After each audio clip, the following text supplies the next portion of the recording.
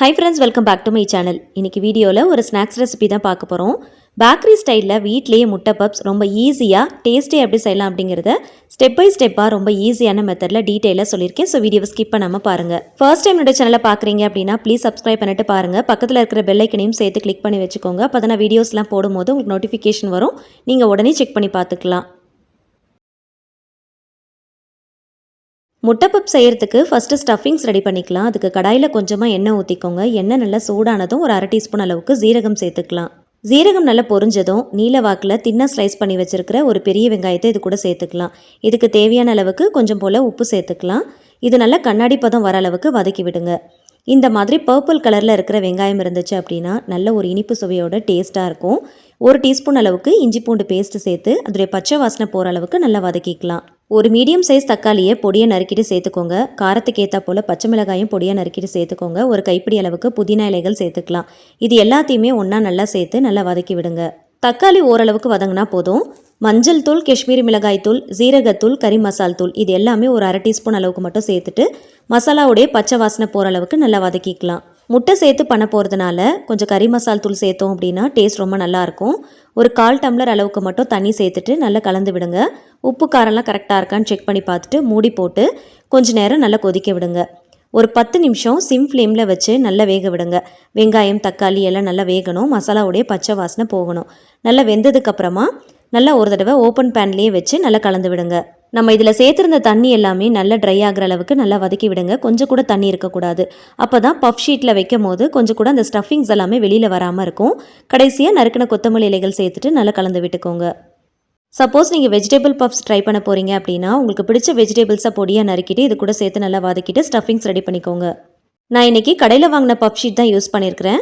உங்களுக்கு பப் ஷீட்டை வீட்டில் எப்படி ரெடி பண்ணணும் அப்படிங்கிற ரெசிபி தேவைப்பட்டுச்சுன்னா கேளுங்க. கண்டிப்பாக ஒரு வீடியோவாக நான் போடுறேன். சப்போஸ் நீங்கள் பப் ஷீட்டை ரெடிமேடாக வாங்குறீங்க அப்படின்னா நம்ம ஃப்ரீசரில் தான் ஸ்டோர் பண்ணி வச்சுருப்போம். அதை எடுத்துகிட்டு உடனே நீங்கள் ஸ்டஃபிங்ஸ் வைக்கக்கூடாது. கொஞ்சம் நேரம் ரூம் டெம்பரேச்சருக்கு வர அளவுக்கு வெயிட் பண்ணணும். அப்போ தான் நம்மளால் கரெக்டாக கார்னர் ஸ்டிக் பண்ண முடியும். பப் ஷீட்டுடைய சென்டரில் தேவையான அளவுக்கு ஸ்டஃபிங்ஸ் வச்சுக்கோங்க. முட்டையை வேக வச்சு தோல் உரித்து 2ஆக கட் பண்ணிவிட்டு எடுத்து வச்சுருக்கிறேன். ஒரு பப் ஷீட்டில் பாதி முட்டையை மட்டும் வச்சுக்கோங்க. முழுசாக வைக்க முடியாது. வச்சுட்டு அதுக்கு மேலே கொஞ்சம் இந்த மாதிரி மசாலாவை எடுத்து விட்டுக்கோங்க. நான் இந்த ஷீட்டில் கொஞ்சம் அதிகமாகவே ஸ்டஃபிங்ஸ் வச்சுட்டேன். நீங்கள் வைக்கும் போது கொஞ்சம் கம்மியாக வச்சுக்கோங்க. அப்போ தான் கரெக்டாக உள்ளே வச்சு மேலே கார்னரில் இந்த மாதிரி ஒட்ட முடியும். இல்லை அப்படின்னா ஸ்டஃபிங்ஸ் வெளியில் வர ஆரம்பிக்கும். சரியாக நமக்கு ஒட்ட வராது. அதே போல் நீங்கள் ஃப்ரீசர்லேருந்து எடுத்த பப் ஷீட்டை ரூம் டெம்பரேச்சரில் வச்சா மட்டும்தான் இந்த மாதிரி நல்லா எக்ஸ்பேண்ட் ஆகும். ஒட்டுறதுக்கு ரொம்ப ஈஸியாக இருக்கும். 4 கார்னர்லேயும் இந்த மாதிரி எடுத்து மேலே நல்லா ஸ்டிக் பண்ணிட்டீங்க அப்படின்னா ரொம்ப ஈஸியாக ஒட்டிடும். சப்போஸ் சரியாக ஒட்ட வரல அப்படின்னா கார்னரில் மட்டும் கொஞ்சம் லைட்டாக தண்ணியை அப்ளை பண்ணிவிட்டு ஒட்டினீங்க அப்படின்னா ரொம்ப ஈஸியாக ஒட்டிடலாம். நான் அப்படியே ஒட்டிட்டேன். பேக் பண்ணி எடுக்கும் போது பப்ஸ் கொஞ்சம் பிரிஞ்ச மாதிரி இருந்துச்சு. கொஞ்சம் லைட்டாக தண்ணி அப்ளை பண்ணி ஒட்டினீங்க அப்படின்னா நல்லா ஒட்டிக்கும். பேக் பண்ணி எடுக்கும் போது பப்ஸ் பிரியாமல் இருக்கும். நெக்ஸ்ட்டு ஷீட்டில் வைக்கும் போது கரெக்டாக 1 டீஸ்பூன் அளவுக்கு தான் வச்சேன். இப்போ கரெக்டாக இருந்துச்சு. ஸோ இதே போல் நீங்கள் வைக்கும் போது ஸ்டஃபிங்ஸை கொஞ்சம் கம்மியாக வச்சுக்கோங்க. முட்டைக்கு மேலே கொஞ்சம் லைட்டாக வச்சிங்க அப்படின்னா சாப்பிட்றப்போ கொஞ்சம் நல்லாயிருக்கும். 4 கார்னர்லேயும் ஸ்டிக் பண்ணும் போது எனக்கு ஸ்டிக் ஆயிடுச்சு. பட் பேக் பண்ணி வெளியில் எடுக்கும் போது கொஞ்சம் பப்ஸ் பிரிஞ்ச மாதிரி ஆயிடுச்சு. ஸோ அதனால் பிரியாமல் இருக்கணும் அப்படின்னா தண்ணியை வச்சு நல்லா ஸ்டிக் பண்ணிவிட்டு அதுக்கப்புறமா பேக் பண்ணி எடுங்க. நான் இன்றைக்கி அவனில் வச்சு தான் பேக் பண்ணி எடுக்க போகிறேன்.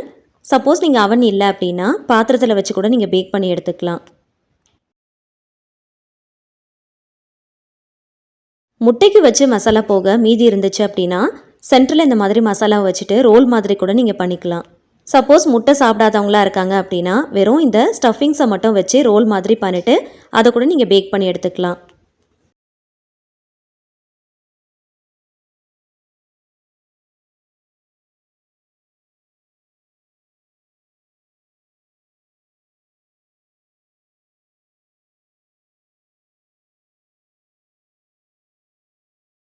இப்போது ரெடி பண்ண பப் ஷீட் எல்லாத்தையுமே பேக்கிங் ட்ரேயில் ஒரு ஃபாயில் பேப்பர் போட்டுட்டு அதுக்கு மேலே வச்சிடலாம்.